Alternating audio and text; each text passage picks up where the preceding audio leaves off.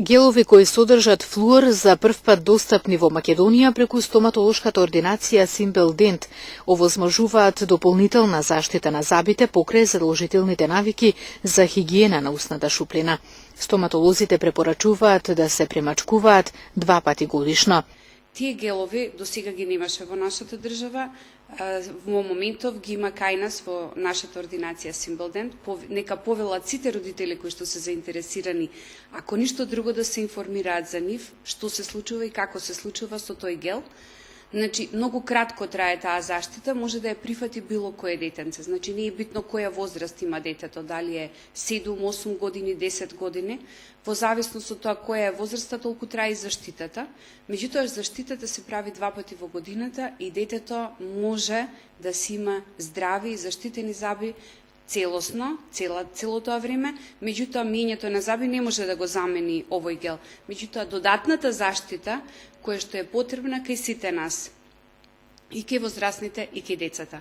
Тие гелови навлегуваат во структурата на забот и прават еден филм од озгора заштитен, кој што е како капа која што го штити бактериите да не дојдат до него лесно, не може да ја пробијат лесно и трајноста на таа заштитна капа е околу 6 месеци.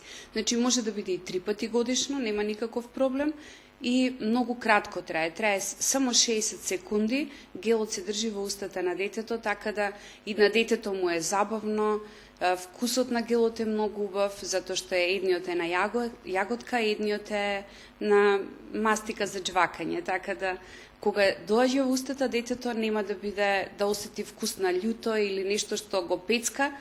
Гелот има и онака благ, нежно благ вкус, за да може лесно, многу полесно да се прифати. Дури и дечињата кои што многу тешко доаѓаат на стоматолог, ваквото нешто го прифаќаат како игра, како забава, затоа што не е ништо страшно, не се работи со машина. Така да сите дечиња кои што имаат дури и расипани запчиња може да ја направат оваа заштита, затоа што кариесот на забите останува на тоа ниво, не оди понадолу, значи не се расипуваат понатаму, ако се изврши заштита со ваквиот гел и ако редовно се разбира, редовно ги мијат забите.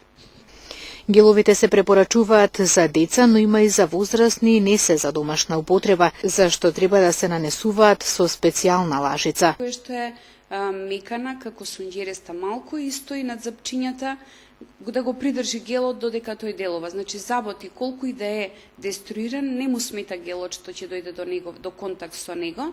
И овој гел е исклучиво само за професионална употреба, значи само во стоматолошка ординација може да се направи тоа, не може да се изведе во домашни услови, заради неможноста да ја контролирате употребата, значи некои родители ќе помислат, јас можам да го направам тоа, па да направи 2 пати флуоризација, односно гелот да го постави еднаш, 2 пати, 3 пати и да направиме не добро на детето во зависност од тоа колку пати го потребуваме, а контролираната употреба во ординација е многу поубава и професионална.